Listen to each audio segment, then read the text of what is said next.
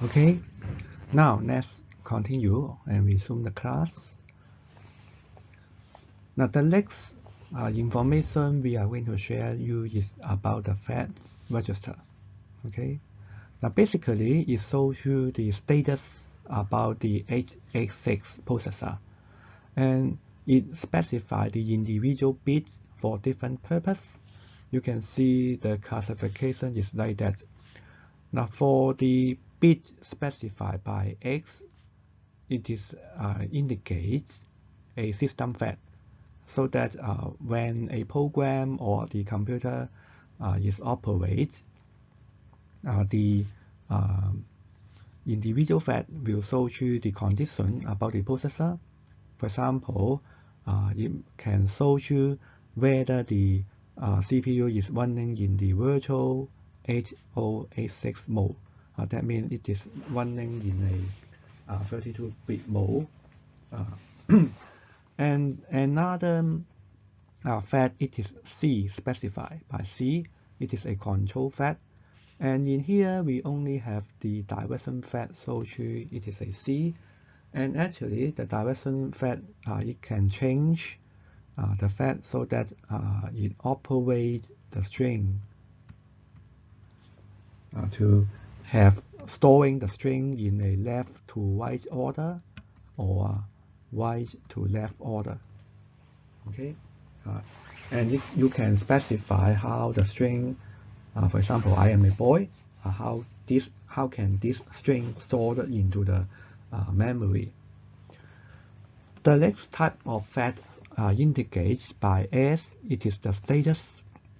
Okay, and the status FAT shows you that whenever an execution is completed, it will update the FAT. For example, we can compare whether AX equal to BX. If it is correct, the correct instruction should be CMP AX BX.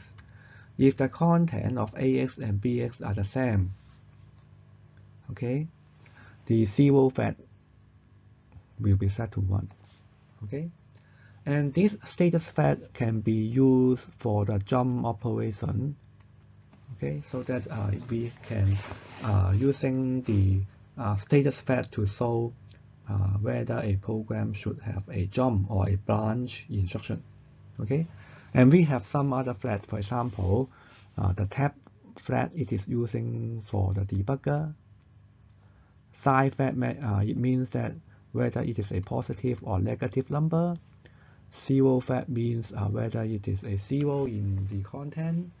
Auxiliary carry FAT means it is applied to the BCD addition. Okay, whenever you have a carry, it will be set. Parity FAT, it will check whether it is it contains even number of 1 or odd number of 1 inside the accumulator register. And we have the overflow FAT, whether it shows you whether the content of the register after calculation, it is an overflow. That means it is a wrong answer if we have the overflow condition. And finally, we have the carry FAT, so that it shows you whether the addition should have a carry. Okay. Now the next register, we have the control register, and naturally, it shows you some more control for the 886 processor. And naturally, we have 4 32-bit control register. It carries different purpose. Now I don't want to describe each of them one by one to you, and basically it is not necessary. And instead, I emphasize that whenever you work with the control register, you can look at the table to see which bit you are going to focus on in order to understand the status or how to control the processor. Okay, and here for the control register, the development of the control register mainly used to serve the function of the operating system. For example, you can see one of the bit paging. Now paging, we will describe to you later, it is a function to enable multitask.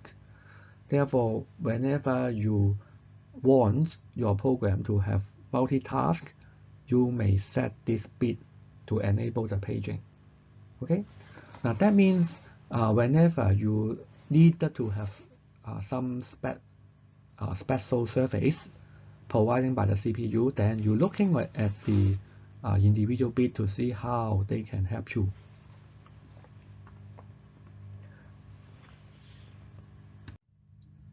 Now, after we describe the 8x6 computer system to you, now we are going to come back to describe the instruction length. And here we have 5 factors to affect the instruction length, including the memory size. For example, if your memory address is 16 bit or 32 bit, obviously the one using 32-bit address should have a longer length for the instruction. The next one, we have memory organization, and it depends on your system containing register, cache memory, and also the main memory. Okay. If your system including this type of memory, you may including the address to access the memory. Okay, therefore it may make the length become different. The next one, you have the bus structure, whether you have a common bus or a separate bus. Okay, and it may make your instruction become different, because if you are using the common bus, that means you may have using many bus cycles to access the code and data. Okay, at that time you may have a longer length in order to doing this.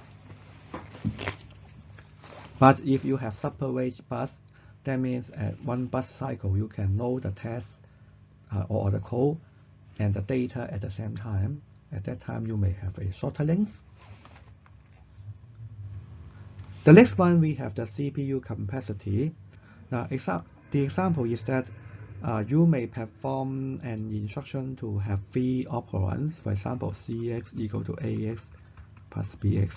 Okay, in that case, because the instruction support 3 registers, therefore the instruction length should be longer.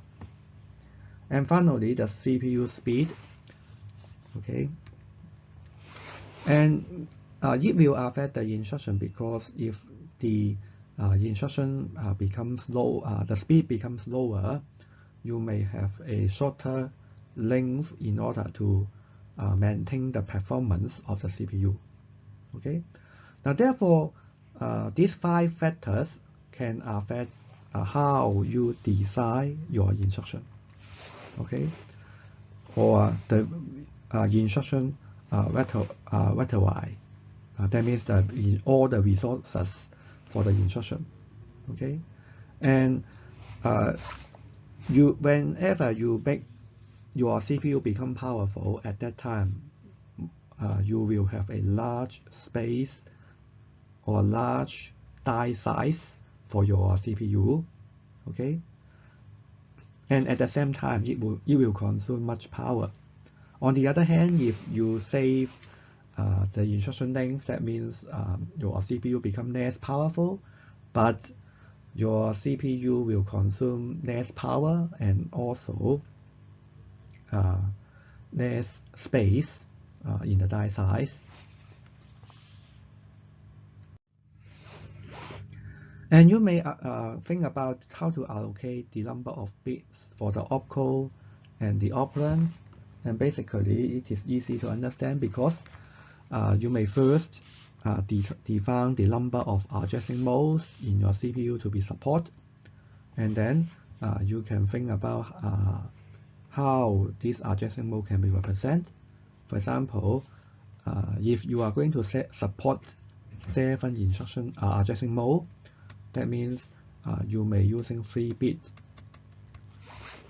for the instruction to indicate which addressing mode it is going to support or which addressing mode it is going to execute. For example, you may assign 000 to be immediate addressing mode, 001 to become direct addressing, etc., etc.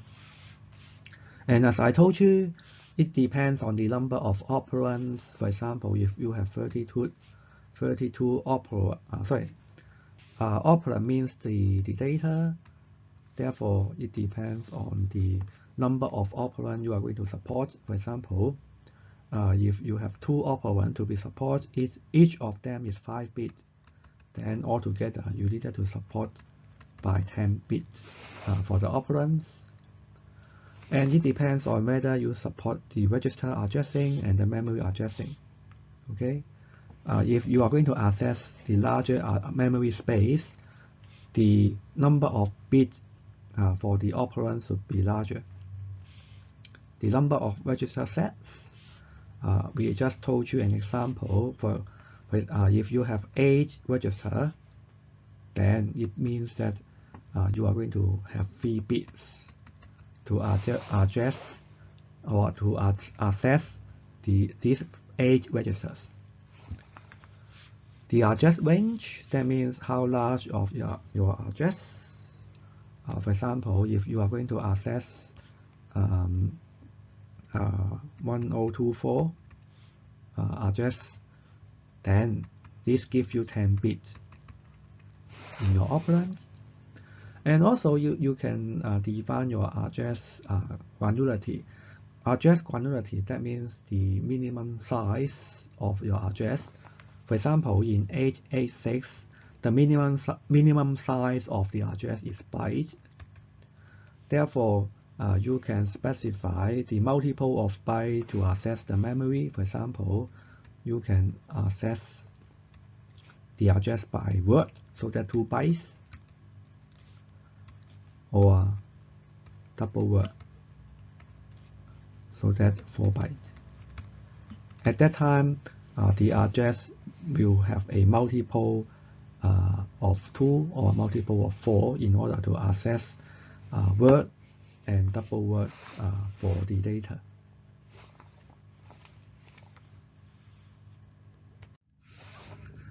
Now inside the CPU, we have the arithmetic unit and logic unit, and they will carry out most operation of the instruction. They mainly doing the calculation, for example, addition, subtraction, multiplication, and division. Okay, and actually, they can provide the other service for the CPU. For example, the adder inside the ALU may be used to calculate the effective address in the displacement addressing mode. And they mainly handle the integers, no matter it is positive number or negative number. And nowadays, they can handle the floating point number as well. But for many years ago, we have the CPU cannot handle the floating point number. Therefore, at that time, we have a math coprocessor to help the CPU to calculate the floating point number. The short form is floating point unit, FPU. Therefore, we have the example 2H7, 3H7. They help the main processor to perform the floating point unit. And nowadays, the floating point unit implement on chip. Therefore, we do not have any floating point unit anymore. Now for the integer representation, it is very straightforward. We mainly use the binary number to represent an integer. You should know that a binary number consists of 0 and 1. And it can store the positive number. For example, 41 can be represented by 00101001. And you can compute by hand using the short division method. Okay, for example, 41, you divide it by 2. The quotient is 20, remainder is 1. Divided by 2 again, the quotient is 10, remainder is 0. Divide by 2 again, the quotient is 5, remainder is 0. Divided by 2 again, the quotient is 2, remainder is 1. Divided by 2 again, the quotient is 1, remainder is 0. Now, up to the quotient is 1, you can stop, and then you group the binary number from the last quotient and the remainder in the bottom up direction, and then you can spell out the binary number. It should be 101001. Okay, or nowadays you may use a calculator to give you the binary number directly. Now for the integer, we have two types. Now they could be unsigned integer. That means it always positive, therefore no negative number. And the integer, it should not have a period. That means it do not have a decimal point. And later we will describe how we will represent a floating point number.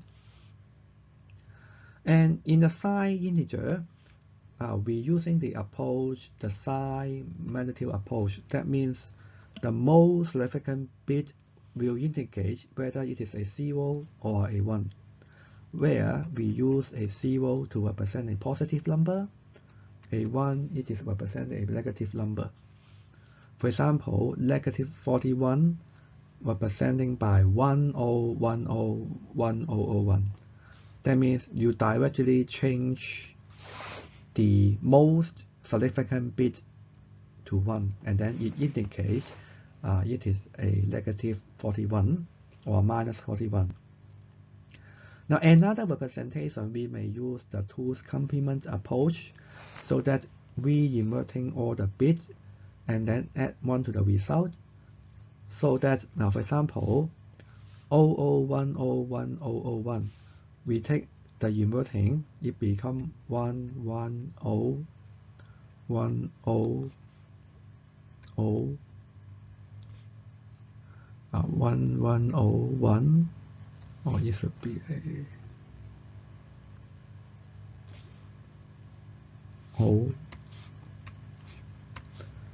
110. Okay, now we invert all the bits. That means when it is a 0, we change it to 1. When it is a 1, we change it to 0. And then add 1 to the result. And finally, it comes to the two's complement representation.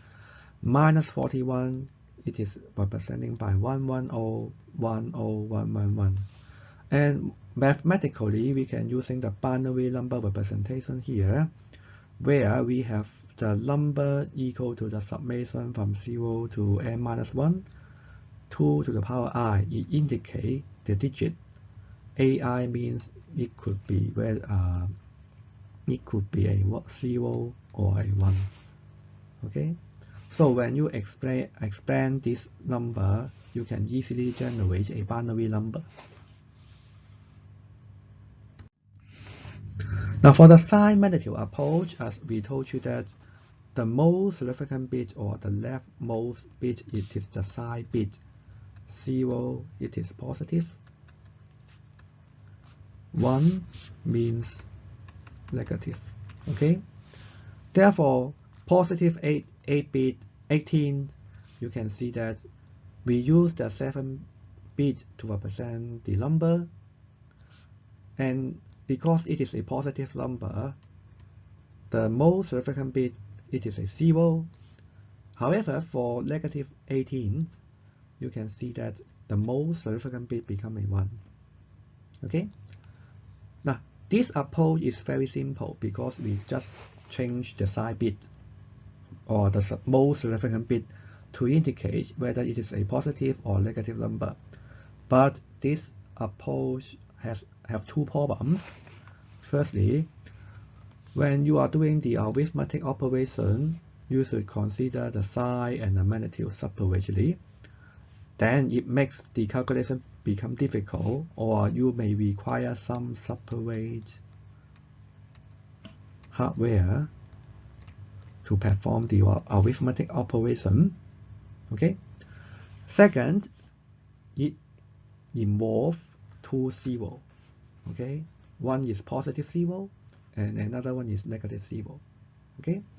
Now, it is due to these two problems we don't use the sign magnitude. Instead, we are using the tools complement approach. Now, I have already told you how can we use the tools complement approach. Now, the approach is very straightforward because, again, the most significant bit, if it is a zero, it means it is a positive number.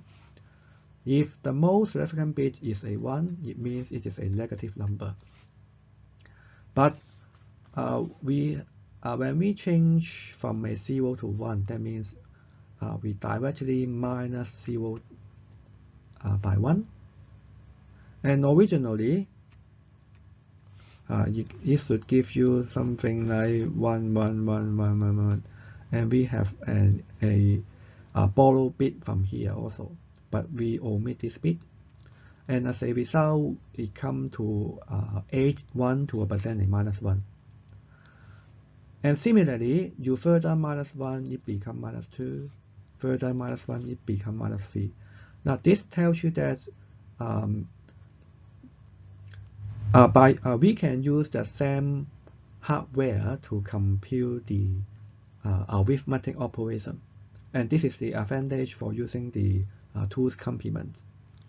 And also, if you are going to represent a number that is not padded into 8 bits, for example, if you are using 5 bits to represent a negative number, the most significant bit should be extended. So that means it should be repeated until it occupies the whole byte. Therefore, to represent this negative number, it will become 1, 1, 1, 1, 1, 1, 0, 1. Okay, now this is what we call the sign extension. Okay, now here we show you the benefits for using the tools complement. Now it has 1 zero only. Okay, so that the true 0 means a 0. Okay, and the arithmetic unit can work easily because we do not need to separate to handle the positive number and negative number. Okay, the next one, now to convert the tools complement is easy because you just write down the corresponding binary number and then complement it so that you change 0 to 1 and then 1 to 0 and then add 1 to the least significant bit. Then you can easily write down the negative binary number. And also the overflow condition can be easily detected because if you are computing two numbers with the same sign added, for example, you have 0, 0, 0, 1, 0, 0, 4 bits, and adding to 0, 1, 0, 1, after you perform the addition,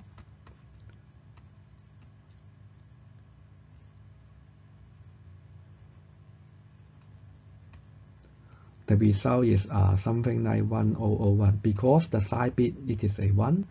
Now you should know that for two positive numbers, the answer you perform addition, the result should not be negative, right?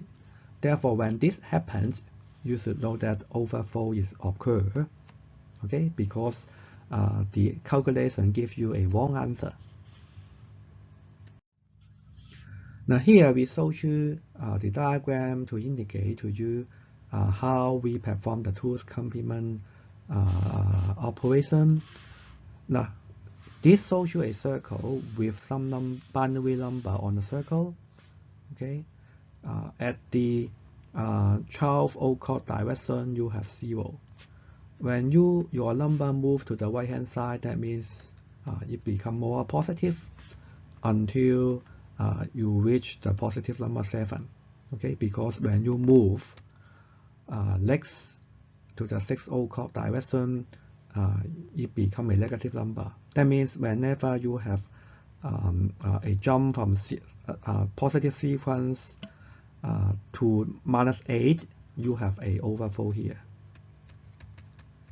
Okay. If you move to the left hand side or rotate in a anti-clockwise direction, you have the negative number.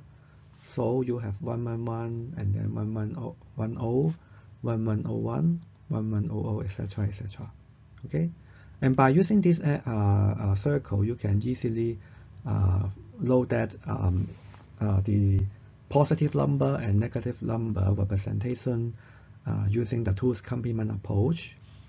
Now to the right hand side, we generalize the case. We using a circle to represent an n-bit number, and again at the position next to the 6 o'clock position, you have a cut at here. Okay, to the right hand side, you have the maximum number that it can be represented, and to the left hand side, it has the minimum number that the number system that can be represented.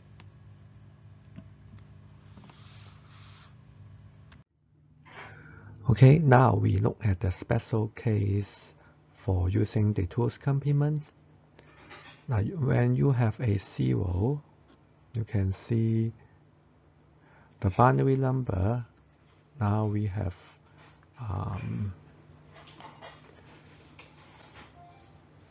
80 here. If we take bitwise NOT or complement, we have all 1. And now if we add 1, the result will become 1 and then 80. Because the overflow bit will be ignored, therefore the result is still a 0. And therefore it can solve the problem when you have double 0 for the sign magnitude approach. Now we consider the case when we have a -1 to 8. Now if you convert it into a binary number, it becomes 1 and then 7 0. After you take bitwise NOT, you have 0 and then 7 1. Add 1, the result will become 1 and then 7 0, which is equal to 1 to 8. But it cannot be represented in the 8-bit system because we don't have 1 to 8 in our representation. The maximum value for the 8-bit sided representation should be positive 127. Therefore, if you monitor the most significant bit, you find that it has not been changed. Therefore, this result should not be correct. Because we apply the two's complement, we should have a side chain.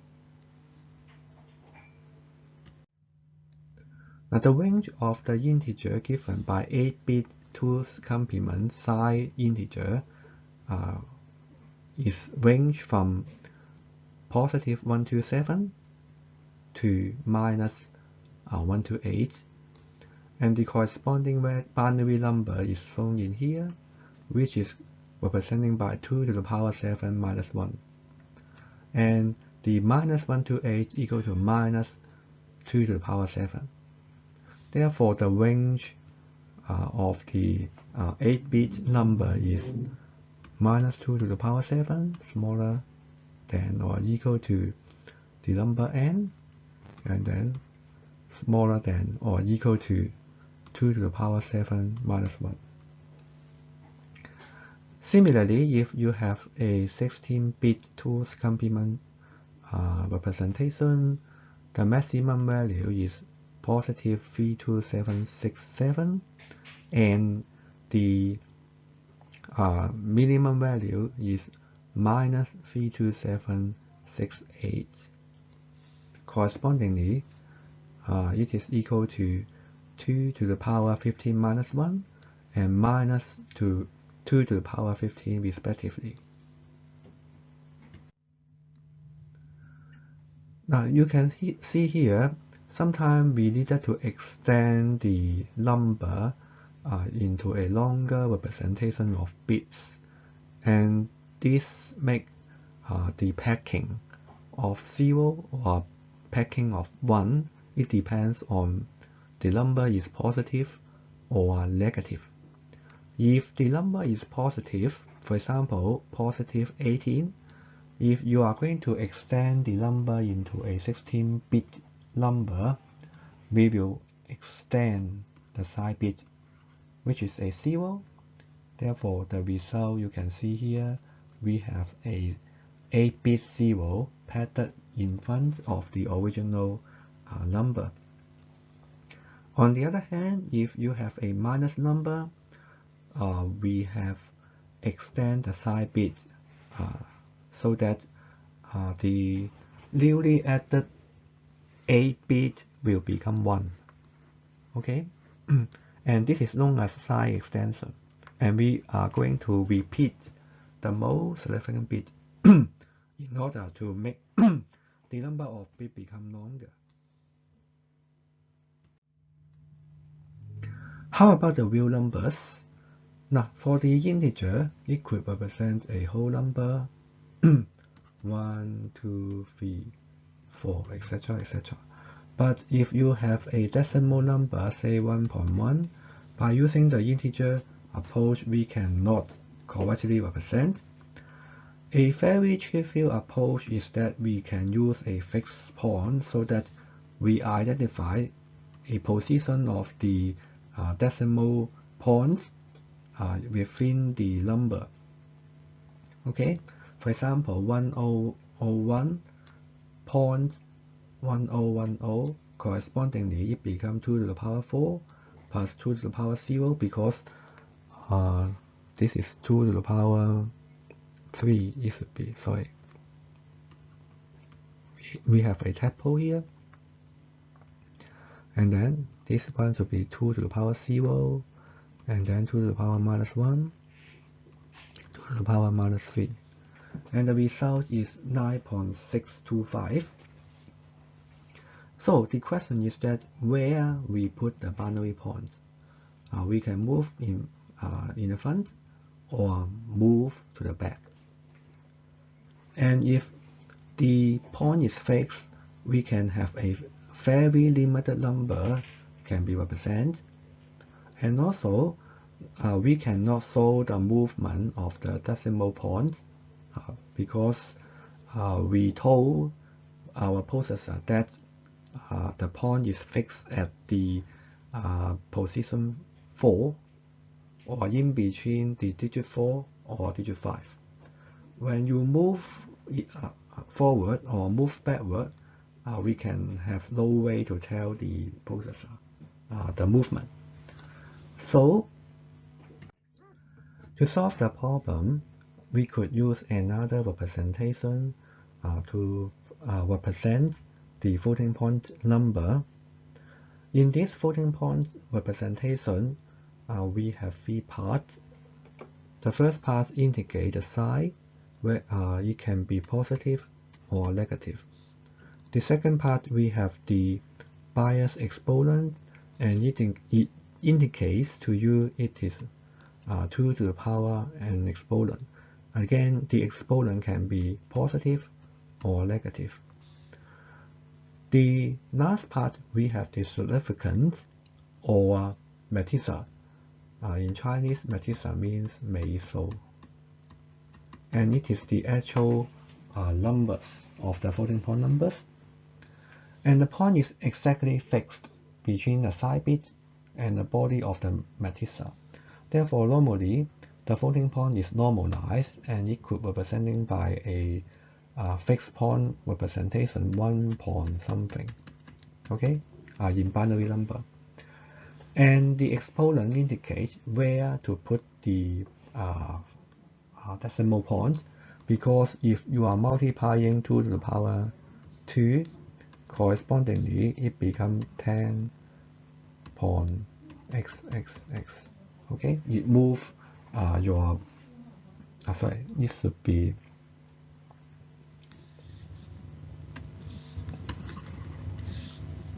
now the exponent equal to 2, therefore we move the point by 2 times to the right, so the correct number will become 1xx point xx. Okay, therefore the exponent control the position of the decimal points. Okay, now here we show you a typical 32-bit floating point representation, where we have a side bit. The next 8 bit represent a bias exponent. Now in this subject, we only use a format lambda with excess 127 bias exponent. Now I will explain what is excess 127 later. And the remaining bit corresponding to the mestiza or significant. Okay, and at the bottom of the page you can find we have 4 examples. Okay, for example, here the first number we have 1.101001 times 2 to the power 10100. How can we put this number into the 32-bit floating point representation? You can see that firstly it is a positive number, so the side bit is a 0. The next 8 bits represent the exponent. Because we are using excess 127, it means that we make the 8-bit, the minimum value of the 8-bit, which is a 0, it is mapping to minus 127. So every exponent we will add 127 in order to counterbalance this calculation.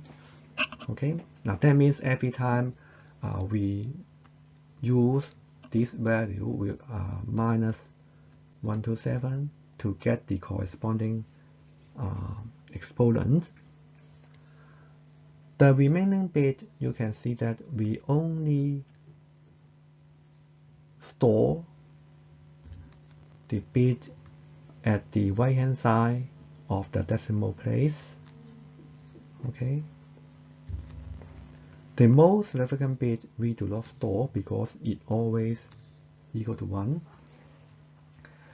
and therefore we only store 101001, and the remaining bit we have 0 here.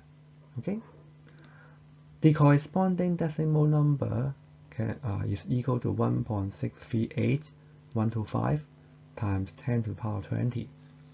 And how can we get this number? Now firstly, this one representing 2 to the power 0, and the digit at the right hand side of the decimal point, it is equal to 2 to the power minus 1, 2 to the power minus 3,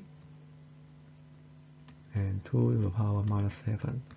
So you add them together and you can get the number. For the exponent, you use this value and then minus 127, and you will know the answer equal to 20. Okay?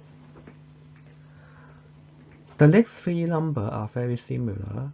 You can see that the second one you have a minus sign here, so you only change the side bit into 1, and the corresponding number is equal, except that it is a negative number.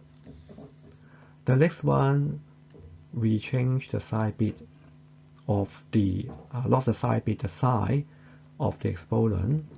Therefore, you're using this value, adding with 127, you have these values. And correspondingly, it is equal to minus 20. The next one, you can find both of the side bits and also the exponent is negative. So the corresponding side bit equal to 1 and the exponent will become 011, 010, 011. Okay, and the value become a negative value. Okay, in here you can see that we have the size for the floating point number. For the matrixa, it is stored in the two's complement format, but it should be always positive because it is a number starting by 1 point something something something. So it should be always positive. For the exponent, it is stored in the excess format. Now, in this subject, as I told you, we always use excess 127. It means that we always add the exponent value by 127 in order to store it into the floating point format. It is the 8-bit exponent. Therefore, the pure range is from 0 to 255. So now please correct it. It should be subtract 127 to get the correct value. And the corresponding range of the exponent, it should be minus 127 to positive 128.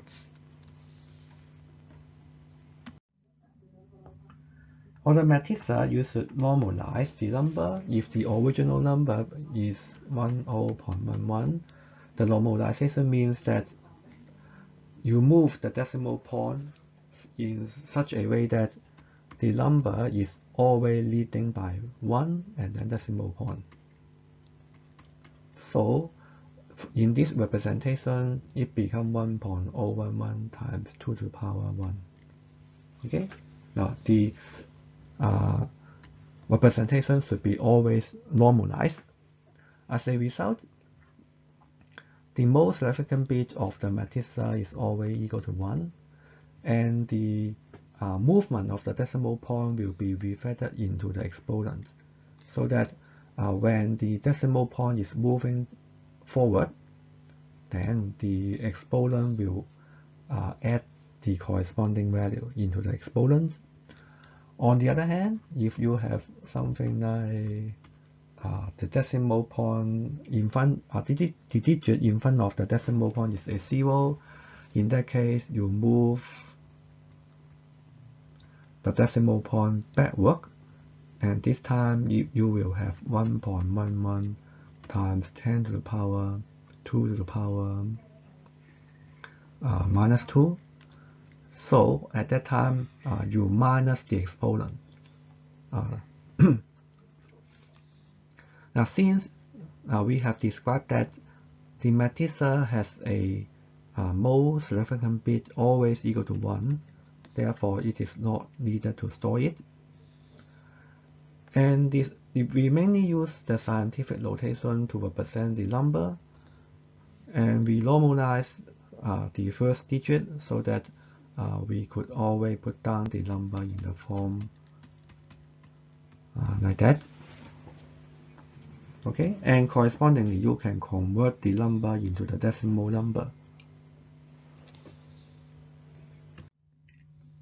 Now the range of the floating point representation in a 32-bit number, because we have the 8-bit exponent and plus or minus 2 to the power 256, it is equivalent to 1.5 times 10 to the power 77. So it could represent a very large range of numbers. And the effect of changing the least significant bit, that means it is the accuracy. Okay, because when you change the least significant bit, it indicates it is at the position of 2 to the power minus 23. Okay, equivalent, it is equal to 1.2 times 10 to the power minus 7. And it is around 6 decimal places. Okay? So it shows you the accuracy of the 32-bit floating point representation. And it can as accurate as the 5th decimal place in your representation. Now, okay, on this page we show you the range for the 32-bit integer and the floating point number. For the integer, the minimum number that it can represent equal to minus 2 to the power 31. The corresponding bit binary number equal to 1 and then 31 0.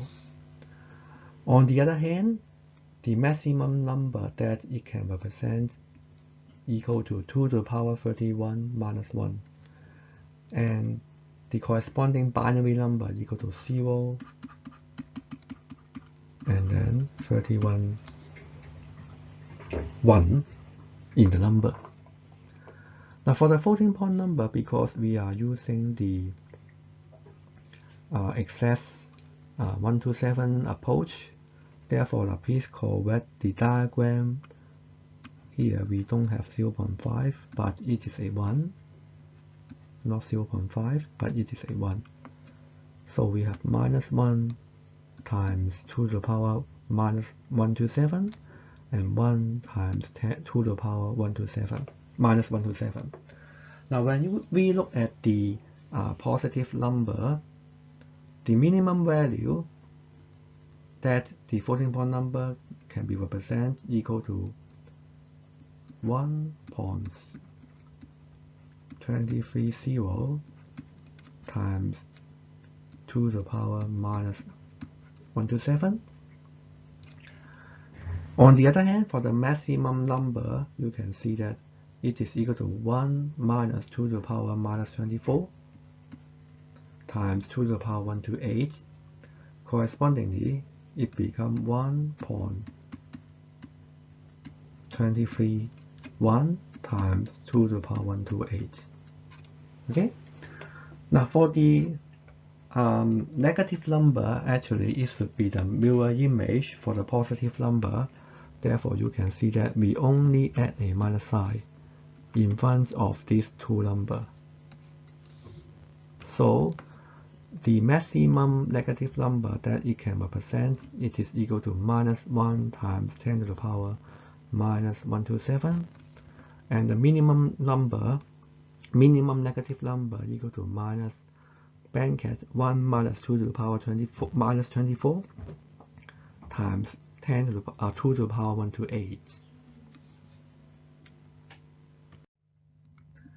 Now here we can show that by using the floating point representation, we can represent a large range of decimal number. However, the density of the representation is different. Now, because it depends on the number of bits can be used to represent the bit on the right hand side of the decimal point. For example, if you have a number which the exponent equal to 2 to the power 0, you can see that the number of bits that represents the matrix are equal to 23 bits. So the precision or accuracy are very high in this range, 2 to the power 0. However, if you make the exponent become 2 to the power 1, you can see that we can now, the number will become 11.100, and now you could have 22 bits to represent the decimal number. Therefore, the density will become lower, and when you're moving the number to the right hand side, you can find that the density become lower and lower. Okay, Therefore, it depends on your application. When you have a very large number, that means the floating point format cannot be too accurate. Here we show you the IEEE 754 format, and it specifies a floating point storage. It can either be 32-bit or 64-bit. Here we show you the diagram. 32-bit means the single format, and we have showed you the representation, one side bit, 8-bit for the exponent, and 23-bit for the fraction or matrica. For the 64-bit, it is so-called the double format. You can see we still have 1 bit for the side, and the next 11 bit become the exponent, and the remaining 52 bits represent the fraction. Okay, so you can see the precision for the 64 bits should be higher than 32 bits because the exponent is higher. Okay, and the hardware for implementing the IEEE 754 format, we frequently use the extended format so that internally the representation in the floating point unit, if it is a 32-bit standard, we store 40 bits. On the other hand, if it is a 64-bit standard, we store 80 bits in order to make the calculation become more precise. Okay, now here we come to the end of this lecture, and hope that after this lecture you can understand the addressing mode of the assembly language and also the data representation, especially the integer and the floating point representation in the assembly language. In next lecture, we will describe the Arduino system, which is another topic in your laboratory. Thank you.